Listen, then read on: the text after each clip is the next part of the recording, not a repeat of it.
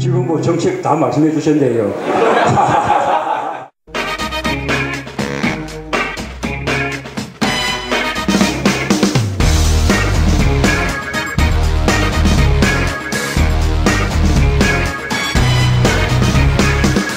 항상 독한 질문해가지고 질문 근데 하나만 하세요. 그리고 질문도 짧게 하고. 예. 시간 얼마 안 남았어요. 가려 질문인데 그 총선 때 써니 댄스 굉장히 재밌게 봤거든요. 써니 댄스 그 추시는 거 굉장히 재밌게 봤고 힐링 캠프도 재밌게 봤고 그런데 혹시 요즘에 드라마 추적자라고 보고 계신지 거기 보면은 대선 후보가 굉장히 TV나 이런 데서는 굉장히 착하고 올바른 인물로 나오는데 사실 알아보면 굉장히 음흉하고 나쁜 사람으로 나오는 그런 건데 혹시 드라마 보셨는지 궁금해서 그거 보셨으면 간단히 좀 얘기해 주실 수 있겠고요. 혹시 드라마를 안 보셨으면 써니 댄스 조금 보여주시면 안 될지. 네, 둘 중에 하나만 좀 부탁드리겠습니다. 우선 드라마는 못 봤고요. 그 다음에 이제 그게 이제 이 써니 춤은 혼자 추시는 것이 아니고 한 100여 명의 이제 마다하면 자원봉사자들 도우미 속에 묻혀서 추는 거기 때문에 이 자리에서 실현은 불가능합니다. 참고로 저도 못 추기 때문에 저한테 얘기하지 마십시오. 무진님 좀 서운하다 그러지? 모처럼 질문했는데 다음 기회를 이용해 주세요. 그래. 자, 일로 넘기겠습니다. 가운데 분 한번 드리자. 진짜 참 가운데 계시나 이분은? 말 그대로요. 얼른 지금 시간이 44분입니다. 네, 저는 35세 직장인 조진서라고 하고요. 저는 그냥 제 생활하고 관련된 문제를 좀 여쭤보겠습니다. 집값하고 담배값인데요. 저는 집이 없기 때문에 앞으로 집을 살려면 집값이 좀 더 떨어졌으면 좋겠다고 생각을 하는데 요즘에 또 가계부채니 무슨 하우스푸어니 이런 문제들이 많이 생기면서 집값이 떨어지면 그 가계부채 문제가 폭발하기 때문에 떨어뜨리면 안 된다는 그런 목소리들도 있습니다. 이쪽에서 양쪽에서 어느 쪽, 그러니까 집값이 떨어져야 된다고 생각하시는지 그렇지 않은지를 여쭙고 싶고요. 또 담배값 문제는 저는 비희역 흡연자라서 담배를 피지 않는 사람들이 피지 않았으면 좋겠고 그래서 담배값을 뭐 10,000원, 20,000원 이렇게 올렸으면 좋겠는데 또 어떤 사람들은 그러면 가난한 사람은 담배도 피지 말라는 말이냐 이런 식으로 또 이제 반대를 하시는 분들이 있습니다. 여기에 대해서 좀 생각을 말씀해 주셨습니다. 질문 재밌네요. 둘 다요. 네. 예, 정말 참 딜레마입니다. 그죠? 예. 집값은 우리나라 부동산 가격이 정말 너무 높거든요. 그게 이제 이 박정희 대통령 시절의 개발 독재가 지금까지 우리한테 물려주고 있는 하나의 후유증 같은 것인데, 그래서 집값은 장기적으로 볼 때 더 내려가야 바람직할 것 같습니다. 그러나 이제 급격한 하락은 여러 가지 우리 경제에 부담을 주기 때문에 급격한 하락은 바람직하지 못하죠. 아주 이제 연착륙해 나가면서 장기적으로 낮아지는 게 바람직할 것 같고요. 담배는 이게 이제 더더욱 참 이제 어려운 것이 실제로 이제 외국의 경우를 봐도 담배 가격이 올라가면 그만큼 흡연율은 낮아진다는 통계가 있습니다. 그래서 이제 이 국민들의 건강을 생각한다면 이 담배 가격을 높이는 것이 이제 한 방법이죠. 그런데 또 이제 한편으로 일반 서민들 그 삶의 고통을 정말로 담배 한 깨피로 그 고통을 달래기도 하는데 그런 분들에게 또 부담이 되지 않습니까? 참 어렵네요. 그런데 이제 어쨌든 담배도 좀 장기적으로 본다면 이 담배 가격을 점점 올려서 어쨌든 이제 흡연율을 낮추는 게 국민 건강상 필요할 것 같습니다. 이 금융구역 같은 것도 넓혀 나가고요. 그 다음에 이제 또 이제 스스로 담배 피지 않는 분들이 이 담배 피는 사람들로부터 받는 피해들, 간접 흡연이라고 하는 피해들로부터 좀 자유로울 수 있는 그런 것도 점점 확대해야 될 것 같고요. 반론이 있습니다. 저는 참고로 흡연자입니다. 첫째, 담배를 피우는 사람에 대한 배려도 좀 필요하고요. 지금 담배 피우는 사람이 야만인은 아니거든요.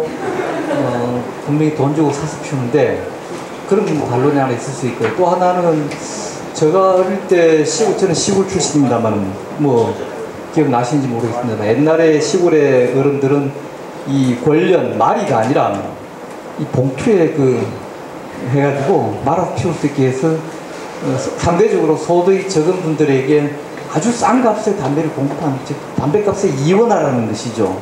그렇게 해서 그들도 담배를 피울 수 있으면서도 상대적으로 봉출화 했나요? 봉출화 했죠, 참. 그런 식으로 우리 사회에서 흡연자와 비흡연자로 딱 남은 것이 아니라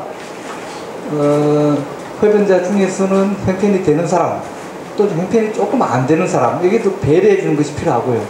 또 담배를 피는 사람은 또 좀 안 피는 사람은 배려할 수 있고, 좀 이런 정책으로 좀 정책이 나야 될 것 같아요. 그냥 서로 막 반 갈라가지고.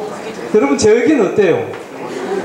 말이 안 돼요? 그런데 별로 호응이 없네요. 그런데 실제로 옛날에는 그 필터 없는 담배뿐만 아니고 말하자면 종이로 말아지지 않은 담배, 봉초 담배. 예, 그 담배를 여러 해서 이제 이 말아서 피게 되는 그런 담배까지 있었죠. 그렇게 이제 담배의 종류를 조금 다양화해가지고 이 담배가 없는 분들에게는 좀 경제적 부담이 덜하게 하는 그것은 필요할 것 같습니다. 그러나 이 담배를 필 수 있는 흡연자들의 권리는 중요하지만 다른 분들에게 안 피는 분들에게 피해는 안 줘야 되는 거죠. 근데 이게 그 담배가요, 제가 하나 말씀드리면 예를 들면 이런 자리에서는 괜찮을 것 같아도 제가 옛날에 이제 스킨스쿠버를 했었는데 그러면 이제 이렇게 스노콜이라 하는 호흡대롱을 쓰지 않습니까? 제가 담배 피던 시절에 그 호흡대롱을 한 달 정도만 쓰면 이 호흡대롱이 금방 누래져요. 근데 담배를 피지 않는 제 처의 호흡대롱은 뭐 아무리 오래 써도 변함이 없거든요. 그러니까 이제 무슨 말인가 하면 담배 피는 분들은 평소 호흡 속에도 니코틴이 나온다는 이야기죠. 네, 그래서 이제 적어도 이제 간접 흡연의 피해만큼은 막을 필요는 있다 봅니다. 그것도 반론이 있을 수 있을 것 같습니다. 왜냐면 스킨스쿠버 안 하면 돼요, 저는. 그죠? 자, 농담이고요. 그냥 농담 드린 말씀이고, 지금 50분입니다. 그래서 원래 55분 했는데 9시까지 한 5분만 더 연장하죠. 왜냐면 아직도 충분히 발언기를 들으지는 못한 것 같아요. 그래서 두 분만 합시다. 아셨죠? 이쪽에 두 분, 저쪽에 두 분. 시간이 두 분이 도저히 안 됩니다. 한 분 정도씩만 그러니까요. 남겨주셔야 돼요. 뭐 전 그러시면 뭐 네, 죄송합니다. 제가 죽겠습니다. 한 분.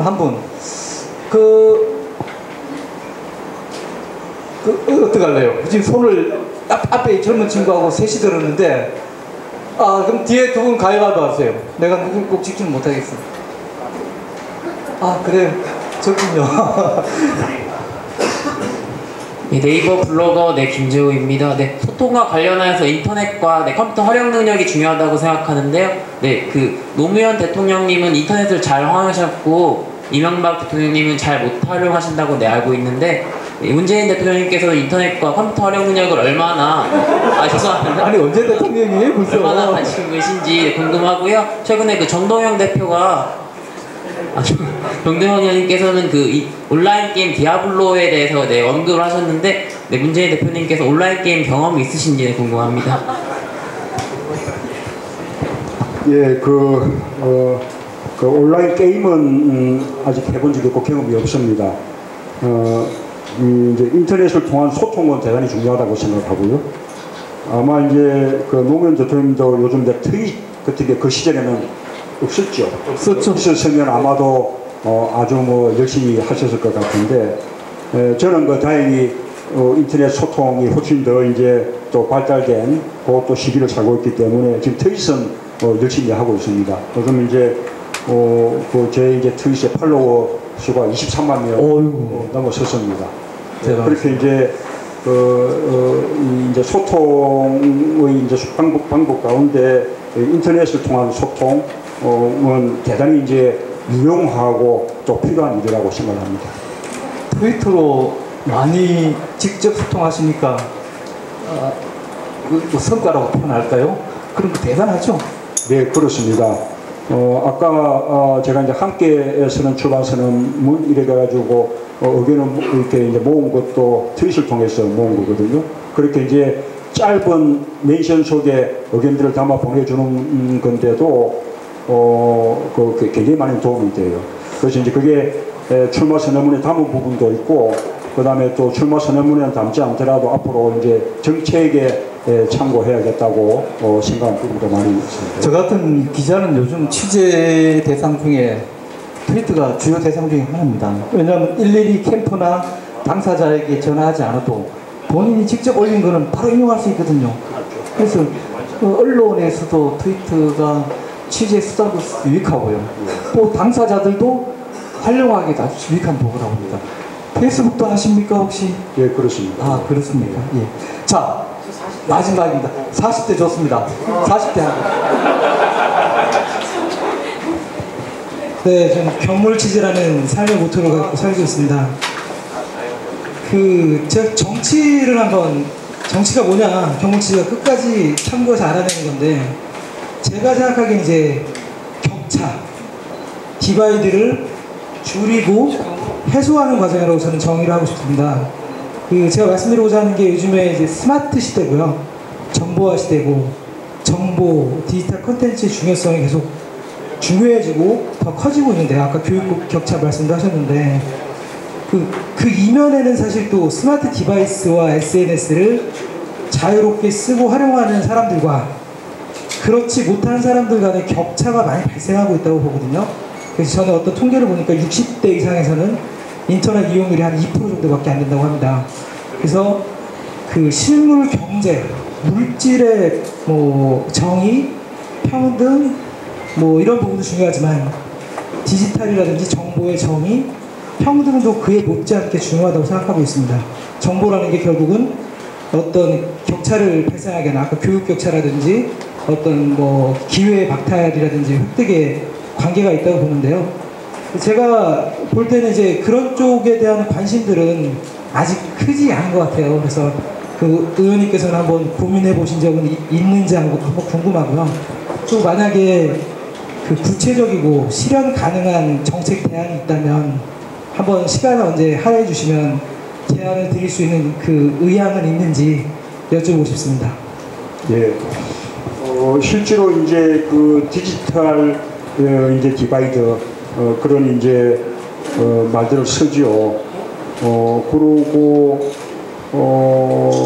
그것이 이제 이렇게 정보 소통을 할 수 있고 정보에 다가갈 수 있는 그 이 능력을 갖춘 사람하고 또 그런 능력이 없는 사람하고 이제 어떤 그 불평등이 앞으로 굉장히 심화될 가능성이 있죠. 이 정보화 사회가 심화되면 심화될수록 그런 이제 그 가능성이 커진다고 봅니다만 어쨌든 이제 그게 이 젊은 세대들의 경우는 저는 이제 우리나라 같은 경우는 그 남자들은 다 이제 군대를 가기 때문에 이 군대의 복무 기간을 그런 이제 디지털, 인터넷 뭐 이렇게 또 이런 쪽에 아주 이제 익숙해질 수 있는 하나의 교육기관으로 그렇게 이제 활용하면 좋겠다는 그런 생각을 우선 하고 있고요. 그 다음에 이제 좀 어려운 부분이 노년층 분들이 이제 어려움을 겪고 있는 건데, 이제 그런 부분에 대해서도 요즘 이제, 이제 뭡니까, 노인정, 그 다음에 또 이런 데 가면, 여러 가지 프로그램 속에 이런 이제 인터넷을 가르치고 하는 그런 프로그램들이 많이 있습니다. 이제 그런 부분들을 재단적 활성화 하는 것 외에는 저는 뭐 다른 대책을 지금 생각할 수가 없는데, 그런 부분에 대해서 만약에 뭐 좋은 방안들을 갖고 계신다면 알려주시면 제가 참고를 하겠습니다. 자, 그 약속한 시간은 됐는데요. 오늘 내가 가위바위보를 못해서 져서 질문을 못했다. 또는 뒤에 앉아가지고 얼굴이 안 보여서 질문을 못했다. 그런데 내가 꼭 이걸 하고 집에 가야 되겠다라고 하는 사람, 저 멀리 계신 한 분에게 마지막 기회를 드리겠습니다. 여성들한테 여성들 반갑습니다. 절대인원이 좀 부족합니다. 여성들이 40대 후반이고요. 동대문구에 살고 현우 아빠입니다. 우리 아이가 둘인데 질문은 짧게 해주셔야 예. 됩니다. 교육에 가장 큰 관심이 있었는데 아까 저 질문 나와가지고 저는 이걸 한번 여쭤보고 싶어요. 그러니까 정치의식이 높아서 투표율이 높게 나온다는 게 노년층 장년층인가, 아니면은 정보에 대한 습득 능력이 떨어져서 항상 투표율은 높게 나오는데 늘 나오는 게 보수 쪽하고 가깝지 않습니까? 그분들을 보듬을 수 있는, 그분들한테 정말 어필할 수 있는 좋은 대안을 하고 계신지. 그 아주 참 유익한 질문입니다. 예.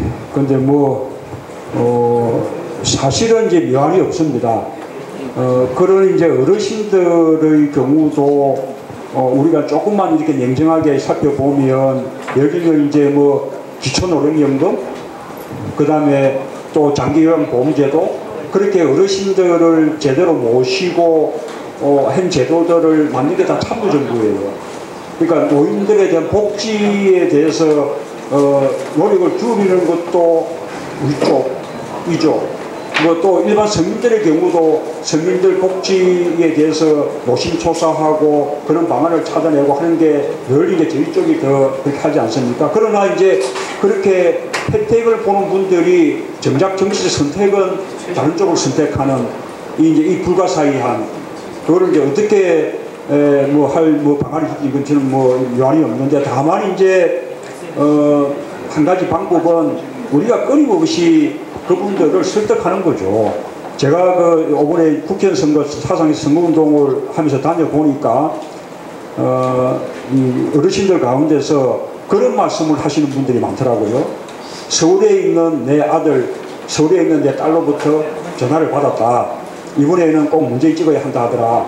그렇게 이제 이 젊은 사람들이 어르신들, 부모님들한테 계속 설득을 하면 결국 그분들이 바라는 것은 자기 자식들이 더 잘 살 수 있는 세상, 자식들이 원하는 세상을 이제 바라는 거 아니겠습니까? 그래서 이제 꾸준하게 이렇게 쭉 설득하면 저는 그분들이 마음을 움직일 수 있을 것이다 라는 생각을 합니다.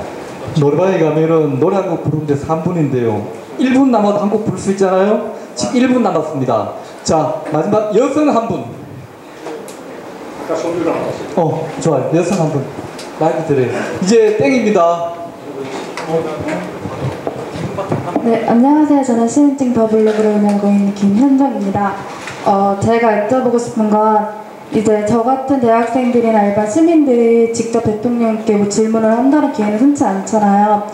그런데 그래서 극단적인 방향으로 시위를 한다든지 그런 방향으로 또 다른 개인의 자유를 침해한다고도 볼 수 있는 아이러니한 상황이 발생하는데요.